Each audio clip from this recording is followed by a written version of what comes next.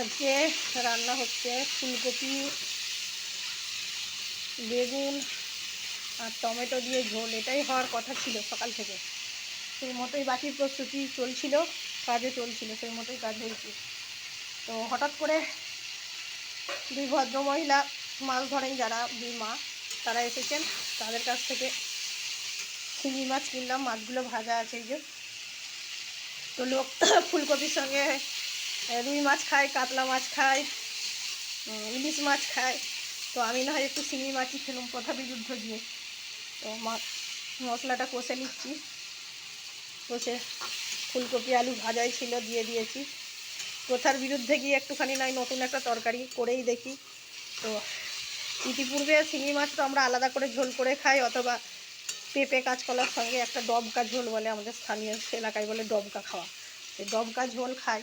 তো কখনো ফুলকপির সঙ্গে এইভাবে খাওয়া হয়নি বা রান্নাও করিনি কোনো দিন। তো আজকেই প্রথম করলাম, করছি আর কি। করলাম বললাম ভুল, করছি এখনও। এই যে কাঁচা লঙ্কাগুলো দিয়ে দিয়েছি খুব তাড়াহুড়োর মধ্যে।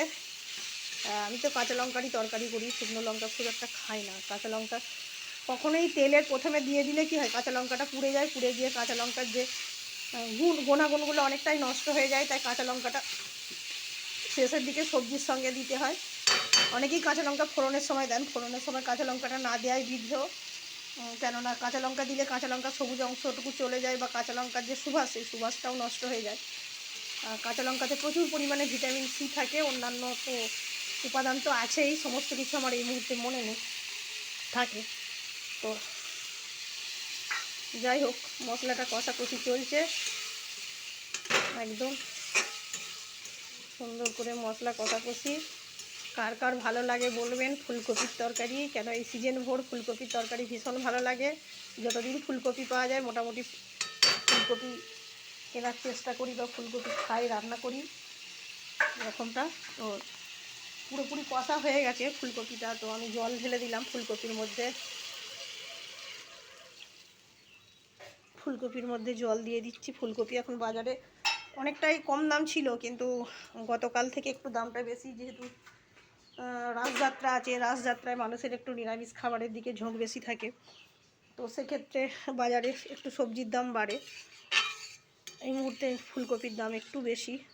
তার কাকে কম বলবো, প্রত্যেকটা সবজি 70 টাকা, 80 টাকা, কেউ কেউ তো আবার 100 টাকা ছুঁয়ে ফেলেছে। মানে যে সর্বোচ্চ সর্বনিম্ন সবজি, তার সে মূলো, সে হচ্ছে 40 টাকা কিলো। মূলোর দাম সব থেকে কম এই মুহূর্তে। এছাড়া পটলটা এখনও পাওয়া যাচ্ছে, এরপরে আরেকটু ঠান্ডা পড়লে আর পটলটা পাওয়া যাবে না।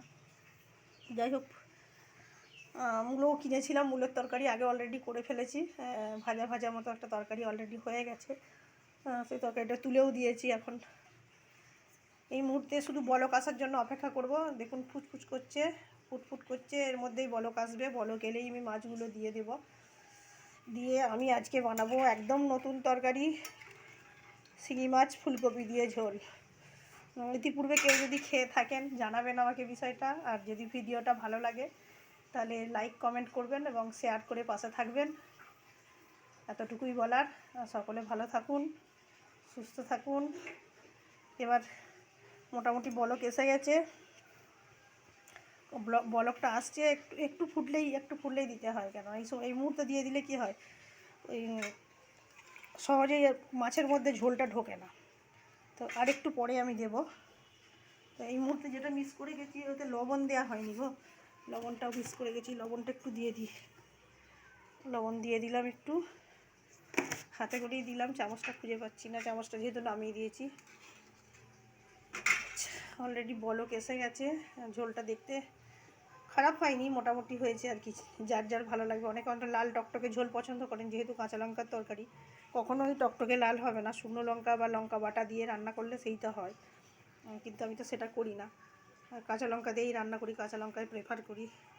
যে 200 টাকা কেজি হোক আর 100 টাকা কেজি হোক, কাঁচা লঙ্কাটাই আনি এবং ওটাই খাওয়ার চেষ্টা করি। এবার খুব কারণবশত আটকে গেলে আলাদা কথা। এবার আমি জল বলক এসে গেছে, আমি ভাজা শিঙি মাছগুলো দিয়ে দিলাম, দিয়ে বানিয়ে নিলাম, দিয়ে ঢাকা দিয়ে দেবো, ব্যাস। দিয়ে এখন আঁচটা হাই আছে, একটু আঁচটা তখন একটু কমিয়ে দেবো, ব্যাস রেডি হয়ে যাবে আমার শিঙি মাছের ঝোল।